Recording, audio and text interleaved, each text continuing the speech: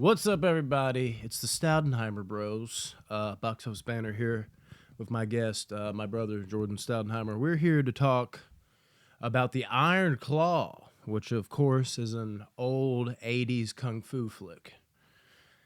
At least you would assume. It is not. It is actually about a supervillain named the Iron Claw. No, it is also not that. It is about what, Jordan?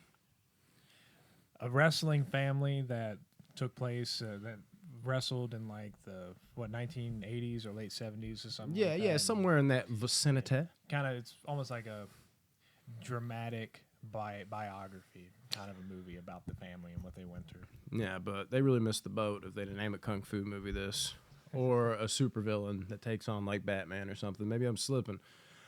This movie looked damn good. I'm a sucker for A24. Who doesn't like true stories? Somebody like Zac Efron, we all know, like was starting on like High School Musical. He did some comedies. He's done a little bit of dramatic work here and there, and he's been really good in it. To see him take another step forward with a role like this and take something on where it's a kind of a cherished property in the sense where, you know, when you're dealing with anything that really happened, that's based off of truths, you really have to deliver on it because people are watching with a close eye. You're no longer just in it for the entertainment value. You're also trying to battle against the people that are like, that is nothing like the real story. There's always that one guy. Even if it's like on point, there's still that one guy that's just like, that wasn't quite enough. If they would have shown this, if you read the book, there's always like that fucking guy. So there's a lot going against him here. So if Efron and what's that stupid joke? What's the F? What in the F is wrong with me right now? Efron with me. I can't remember. Jeremy Allen White, I think that's his name, the brother. That's like the two people that I was really looking forward to seeing in this movie. And there's a lot of weight on their shoulders. Could they pull it off? Do you think they pulled it off? Yeah, I definitely do think they pulled it off. It was very Hilarious. It's like I don't know if I want to talk it's about not this. it's not even like an understatement. Like Yeah, there were yeah, times where I really had to hold back. And it's not a Laughter, but funny not movie. for the reasons you might think. It is not a for- funny movie. I felt horrible for laughing. It's because I don't know if you should know about this movie going in or if you should just be completely surprised to the damn gills. Because I had my buddy telling me, Andrew Welsh, shout out Andrew Welsh. Yes, I give you a shout out, sir. Might watch this review, might not. Fuck you, buddy. He was basically like, no, dude, you've got to know what happens before you go in. I'm like, that makes me feel like I don't want to know what happens, which is weird because I'm a huge wrestling fan. But my strength and knowledge of wrestling is like literally like right after this fucking era. You know what I mean? Like Hulk Hogan, fucking Andre the Giant, then Attitude Era. That's like me. You know, like I heard the names. I maybe have seen some retro match for all the fuck I know, but I don't know the in-depth deepness of this story. And when I tell you, if you don't know how in-depth this story is and how like fucked up everything that happens is, I strap in. It was so much so that, like, you know, like when you're watching something play out and you can't help but laugh because you're just like, oh, what the fuck? Like, it's a tragedy. You're not laughing at it like, haha, they're a tragedy. But all you can do is laugh because you're just like, really? Really? And then another thing happens, you're like, fucking really? You have to express your Yeah. amazement in Yeah. some sort of way, like you're shocked as to what is going on. And sometimes laughter is just the most immediate response. I know that is for me and for you. Yeah. At least it definitely is in movies. I get that same reaction Yeah. when something like really scary happens on screen as well. Like when I'm watching something shit. horrifying that's happening, Yeah. really scary. Yeah. I laugh. It's just a natural thing. I'm not laughing because I'm happy or I'm joyful Oh, that a this is murderer. happening to Ha-ha. them. Yeah. But it's just like, man, imagine. It's almost like I'm subconsciously putting myself in their situation. It's like I would be out of my mind, going crazy if this is going on with me. I laugh at the ridiculous nature of things. Yeah. And as tragic as this shit is, I almost felt like it hurt my enjoyment in a weird way because I would know I was supposed to be locked in sad in those moments, but I was sitting there just like in this how in the fucking hell disbelief as just like haymaker after haymaker was coming at me through a section of this film, like I said, not knowing anything about this fucking story. And then the laughter continued because I started thinking, like, these people around me are probably, because this theater is just dead quiet. And I'm like, they're going to think I'm a fucking psychopath. And then that made me laugh. And I just felt like a big idiot watching this movie. So my score could actually go up. But needless to say, I did enjoy it. I was very immersed in the whole story. It's one of those, you know, nothing beautiful about it, but it's still such a beautiful, like, rich story that definitely needs to probably be out there more. So it is in some weird way like a beautiful tragedy. And, you know, cinematography, the in-ring action, I kind of was wanting a little more, you know, just like when you're watching an actual wrestling, there's people that are really good on the mic. There's heels, and there's the people that are just athletic and amazing, like a Jeff Hardy or something. And there's people that just have the total package that you just, you know, just ooze charisma. Everything works. In this movie, I don't think there was like that awesome in-ring action, but at the same time, it was very entertaining. You know, not from like a talent athletic standpoint, but it really showcased like just like in one moment how fake wrestling is, but also how fucking downright real wrestling is. You know, there's a lot of times that things meet right dead center in the middle. There's people who want to discredit wrestling all the way around, be like, oh, it's fucking fake. And there's probably a few too many people are just like all in on it being real, even though they know for a fact it isn't quite real in terms of how it's staged. And there's something about the balance within that ring work that they do where you're just like, look how fucking fake that looks. But you're just like, it's because it's wrestling. It's supposed to look that way. But then other moments where it's like, here's a fucking quick reminder that you just got slammed down on a mat that has just like this little tiny bit of like plywood in between you just basically snapping your fucking spine and all the injuries that come with it and how beat up you can get and just the drive of this family and how much they want to impress their dad, the OG Iron Claw. And it's a beautiful inner working of this family and their journey to try to, you know, become this juggernaut in this business, all while wondering, like, how much is it really naturally that they want it, or has their dad manipulated them in some way, for better or worse, to, you know, try to get this dream? Maybe he wants them to fulfill the dream that he didn't quite reach, or he didn't reach on a level, you know, that he really, really wanted to. And it's very cool how intricate they do the relationships. They don't do it in like a stereotypical way. A lot of the relationships that unfolded, I noticed things about them as it went on. I was like, wait a minute, is this character more like this kind of character? Is this character like this? Is this character, you know, without giving away spoilers, where you're questioning motives that are right in front of you the whole time. They're doing a really good job of that. And that's the best thing I can say about this movie. You don't feel the tropes. You don't really feel that. It's just a very organic way that it plays out, to where you feel like you're not watching, you know, Zac Efron and Jeremy Allen White and all that, these guys. You're just watching these characters. Like you took a time machine back and you just happen to be able to like sit in their house and like watch them talk and shit like that. It's very cool the way they string it together in such an organic way. Yeah. One of the things that I really, really, really loved about this movie, that I wasn't 100% sure if they were going to go the direction that I specifically in my mind did not want them to go, but I kind of felt like they were going to go this direction. This won't be a spoiler. Mm-hmm. I felt like the movie was going to, and if you've seen the trailer, you've kind of gotten this amount of information from it, and that's why it's not a spoiler, is the way the movie, at least when it first starts, it almost seems like it's going to be a movie that puts a drama between the dad and the sons. Yeah. When really it's almost like the movie, I described the movie as a dramatic biography almost of this family's life. Mm-hmm. Really, I felt like the movie, when I got to the end of it, was a dramatic experience, a dramatic biography of almost specifically Kevin's character and his response to everything that's going on with his family. Yeah. And so it really honed in on him, and there's a specific detail that I can't go in here because we're trying to keep things spoiler free, but there are big things that happen in the movie, and Kevin is always at the heart and center of it immediately, even more so than the dad is. And I really loved how they executed that creative choice, and it kept the movie from going standard trope direction, kind of between like putting struggles within the family. Even though they're there, but it plays out so organically. Like the movie moves at its own pace. It stays on its own trajectory, and you have these little tropes that play like, when's the fallout gonna happen?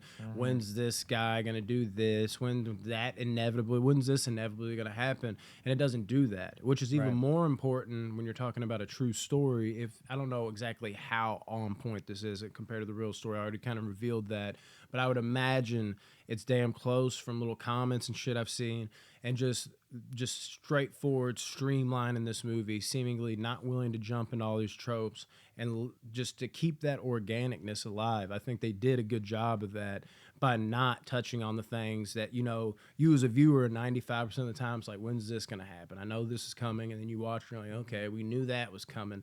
You know, they had little flashes and moments of it, but they didn't bring the movie to a halt to explain it. You know, treat the viewer like an idiot almost. Like, this is the part where they fall out, then he's going to go this way, and he's going to go this way, and then we're going to have a little turmoil here. And it's almost like I was saying earlier, there was moments that played out like that, and you might not have even realized in the moment how crucial that was till later, and then you're kind of just like, oh, man, like that probably impacted this person in a way bigger way. It lets the viewer, you know, use its smarts. Too many movies are just like catered towards, you know, either dumb people or thinking that we're just not smart enough to get it. They want to just beat it down. They're like, know that this is what's happening here. It lets you, you know, be an intellectual or even something short of that. Just lets you, you know, you're not looking at your phone, you're not on TikTok, you're paying attention, and it trusts you to come on that journey with it. And if you do, you're going to be really, really rewarded here. And I mean, this isn't really a spoiler. You know, it's not a spoiler. We got to have some type of review here, people. But the way they did, like, Kevin's character, the way he was in the middle of shit, it made him feel really human. I don't know exactly if this is how he was in real life, but like you were saying, he was at the expense of a lot of these decisions being made, a lot of things like that. There was a lot of moments it kind of felt like he didn't seem like you could read into it, like, where it's just like, I won't say what moments those are, where you're just like, why wouldn't he have done this? Why wouldn't he have done that? But it's, you can feel within the character because of how it's portrayed by Zac Efron and the way the movie is made. It doesn't feel like he's doing that to like slight whoever he's talking to, whether it be a dad, mom, brother in the moment. It's more of, he's just, you know, not, I don't want to say idiot, but, you know, he's that like, that those people that we can tend to have a soft spot for. Is just not very bright, at least is how it was played to me, but it just has the heart of gold. Like, wants everybody to succeed. True, of course, he has emotions where he's sitting there and you could tell he's feeling things and might be a little jealous in a couple moments, but he never lets that mess up his character. And that was another thing that felt like it was going to force eventually, but he never lets that get into the way of who he is as a person. Because at the end of the day, no matter what, you're going to be human. You're going to have your problems where you're like, oh, no, like this should have happened to me, or oh, no, why are you paying attention to this? Da, da, da. You're only human as a person. He never lets that mess up what he's doing. So despite moments where you could easily be like, okay, like, is he doing this? Like, why would he not try harder? Why would he not do something like this? It's more of, for lack of awareness, he's kind of in his own bubble. He maybe isn't the smartest guy, but at the end of the day, he's got morals, and you can tell he's got a heart of gold, and all he wants more than anything, despite just himself, of course he wants to raise himself up too, is to bring the people around him that are closest to him and elevate them, even if it's at the expense of his own. And that's what makes him truly a special character, in the way they were able to tightrope that and not just shove it down your throat, but make it, as I said a million times here, organically play out amongst the film. It was very beautifully done. 100%. That's one of the biggest pluses with this movie, is how it centralizes around Kevin's character. Yeah. And at least at first, I didn't really get the sense that that's what the movie was going to go towards. I didn't either, but it played out once great. Especially once all of like the big stuff like really starts happening with the family, Kevin is always at the heart and center of it. And because Kevin is such a good character, he's a character you can sympathize with, even if you don't understand why why he wouldn't do certain things. And I know the things you're thinking of, even if you don't quite understand why he wouldn't do something, or why he did do something the way he did, you can still sympathize with him because of how lovable of a character he is. You know that he only has the best of intentions and no love ill for intent. his family. Yeah. So you know he's so genuine in that way, and he's always there for his family. He's always there for his family, even when stuff in his family starts to not go his way, even when maybe he starts to get overlooked. Yeah. And even if there's a little bit of tension, you know what I mean? A little bit of tension there. Yeah. He's still always there for his family. You know, and it's a great great character. Everybody. Because the movie's centered on man. him, he really carries the movie on his back. And Zac Efron just being such a good actor, he can really portray that. Yeah. And honestly, I have zero bad things to say about this movie. The only bad thing I can say is literally like Ric Flair. I just don't think the guy who played Ric Flair was good at all. Yeah. I mean, I guess like mannerisms wise, you know, like he maybe acted that out like okay. I didn't see. You know what? No, I'm not even gonna say that. I know it's tough, but like I'm saying, I'm trying to give him something. Like at least there was a couple things he did, like the stuff in the ring like that, and you know the whole just like. You know, the Rolex wearing, chain having, you know, like whatever the fuck, like type of interviews. He was, it wasn't like he just came in there just like, I'm Ric Flair, I'm about to beat this guy up. Like they didn't botch it. They knew what to do with the character, and he did those things. So mannerisms, maybe, you know, movements, maybe. But you can't be so far off with just like sound. Like he doesn't sound like Ric Flair. And look. Like, you at least have to have one of those, like, in the ballpark. And I heard none of Ric Flair in his voice in terms of impersonating. And I saw none of Ric Flair in his look. And this was actually one of the main things I was looking forward to. I was like, this is going to be like one of the main event moments of the movie. Like, not in terms of even match, but just, oh, dude. I cannot wait to see Flair, like prime, young, energetic Flair. Like, I wonder what his role is going to be in this movie. And as the movie wore on, I was like, they're not going to disappoint. Look at what the movie they're making. And then that was the one thing I was just like, did somebody drop out at the last second? And y'all were like, on a filming constraint, time crunch, we're like, this has got to wrap up. The shoot's got to wrap in 3 days. You, Billy, me? Like, yeah, you, what do you fuck? I don't even know what you do here. You get everybody's coffee. Get your ass on set, throw a white wig on this man, and start saying, woo, immediately. Get over here, Billy. Billy! Like, I feel like that's what happened. It just did not work at all. That is the one thing that literally, I'm trying to think of one other negative. This movie was masterfully done. And I've seen a lot of people say it's downright sad. It riveted me, but I wanted it to riveted me a little more, which is surprising. But don't take that verbatim like it's going to be you, because I've seen some people say this is the saddest movie they've ever fucking watched. Okay? And it's pretty up there for me, honestly. Yeah, and like it was sad. It was really sad. From an objective standpoint. Like, that's legit so sad. It was one of those, like, if you see everything that transpires in this movie, I thought it was going to be that. The very, very end, in a certain scene, the certain character, and something they say really fucking hits. It's just like, oh, damn. Like, that's like the one part where I was like, I'm about to fucking cry right now. That is sad. Something about that, the way they executed it. But I think this also... I think I know what line you're thinking of. Yeah, but this also might be my own doing, because I was laughing like a maniac. And like the main portion of the movie, you were probably supposed to be bawling your eyes out. Like, people were probably like, God, he's choking up bad. That's the only saving grace for me laughing like that, because I was probably like... You know, like when you're trying to hold in a laugh, they're probably like, damn, man, he's good on you, brother, because you're about to bawl. I'm like, yeah, I was about to laugh. Yeah, which is ridiculous. It's a true story about that. I get it. It's tragic. I'm obviously heaping praise on this movie. This is not a laughing matter type of thing. It's just one of those things that's hard to quantify. When you just see something that's so out of left field, sometimes it can strike you in a way that you're just like, you're laughing. You're not laughing that, you know, people have gotten sick or people have died or like there's some fucking natural disaster. You're not laughing at crazy things like that. You're laughing at the absurdity of them, because you're just like, there is no fucking way I'm gonna cry but also there is no way right now. I don't know how to react. What? That type of thing. Mm-hmm. But yeah, that unreal. Yeah, I don't have any. I don't have any negatives myself, other than maybe like the Ric Flair thing, like you said. Yeah, I just don't. You kind of said everything, but the way I felt in the theater watching that scene, especially the promo scene with Ric Flair, it's almost like there's a difference between I know who this is supposed to be, and this is this guy.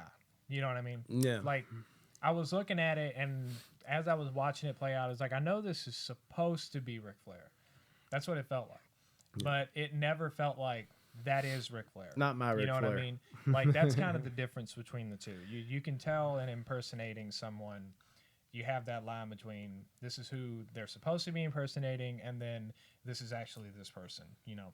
And I felt like it wasn't, you know, you said everything too, but that's how my experience was in the theater. Man. It's not good enough, but in a movie where they fucking nailed everything else to a T, I'm talking like the in-ring action, the sadness, the comedy. I'm just that movie has everything. You all will not laugh. I'm just a psychopath. Man, I was laughing too. I know. Let's be honest. Then that's part of the problem when you're with your brother and somebody laughs, and you're kind of like you feel bad about something, and you look over and they're laughing too, and you're like, "Fuck, why are we laughing?" And then you look over and somebody's like looking over like this, and you're like, "Don't fucking look at me, dude. I don't know why I'm laughing either." You know that type of thing. Yeah, stupid shit. But there's nothing wrong with this movie though, man. What about scores? It's really good. We got scores. Yeah, my score has not changed from the moment I walked out of the theater. Just thinking back on the movie, it's easy, dead even 9, even 9. Nothing not wrong with that. Not 8.9, not 9.1. Solid 9. Absolutely love the movie. I will say what you experienced in the movie, where there wasn't maybe as much as an emotional punch that took place with you as maybe you wanted there to be. Yeah, and there was. But man, there was an emotional punch, but almost given how crazy it was. in my estimation, almost felt like the emotional punch that I experienced doesn't do justice to the actual story. Yeah. You know what I mean? I felt like I probably should have felt it something a little bit more. Exactly. That was my one thing. But I don't fault the movie for that. Mm-hmm. That's why I'm giving it like an even 9, because it's like how I react to it. I can really sense that this is an amazing story, very well done, very emotional. You know, I'm not gonna deduct points from the movie just because maybe I'm not measuring up to how I quote unquote should react to it, at least in this specific instance, because I don't think there was any fault in the movie that can explain why I didn't feel that way. Does that make sense? 100%. So only difference I is give it straight 9. That's for me. That's where you separate like the objectivity with subjectivity to me, and I do all my reviews on subjectivity. Objectively, I would say you're 100% right, but because I do it strictly based off of how it impacted and affected me, I can't be like, all right, well, I am going to give it the 9, because even though it's not the movie's fault, even though I can objectively be like, this movie's actually a 9.5 out of 10, I got to give it my actual like score, how it made me feel. I left the theater at like an 8.6. I've already moved it up to 8.8. I really have a sneaking suspicion, though, that like when I watch it again, I think it's going to go up. I think it's going to be a 9+. Hopefully I'm right, and I can bump it into my top 10 of the year, because it's definitely worthy. It's right on the brink of that right now. And the more I think about it, the more I love it in my head. And I think it's going to be one of those ones, too, when I do rewatch it and I fall even deeper into the characters and I have like this, like, I don't know, like maybe it would help if I knew the story more, where like now it's not like so shocking where I'm just like, what the fuck? What? Instead, now I know it's coming. In a weird way, I think it'll have just like, oh no, dude, here comes the scene. And then it's just going to be even more like emotionally resonating in that way, where it won't be shock. Because sometimes when you're shocked, it's like, are they not going to cry? Are they got to do it? You do it later, you know? Now I know what's coming, and I think it could be more heartbreaking, which can make the movie even better, because I am fucking, you know, I'm a weird emotional fuck when it comes to movies, I guess. But yeah, because that shock factor won't be there, maybe you can settle in Oh, to immediately. the drama That's all that I'm is thinking there, about. and so It's so well done. so, and that's another plus that I am gonna mention just really quickly with the movie is Yeah, then we got to go eat. right. Then all Christmas the stuff stuff. that takes place in the movie, I love how they almost just sort of let it happen and let the audience experience what's going on. They don't add flair to all of the dramatic, Yeah, Ric horrible Flair. stuff. Yeah, they did not add Every Ric moment Flair that in this dramatic happens, like, and they could have added Ric Flair in the background. They really could have. movie. Yeah, But they didn't do that. I'm like, they do not. They do not dramatize No. the problems. They just, this is what happened. Here it is to the audience. You experience it, you feel it, and I think that helps add to its Keep the emotional realism going. impact because it's real. It's Oh, yeah. heartfelt.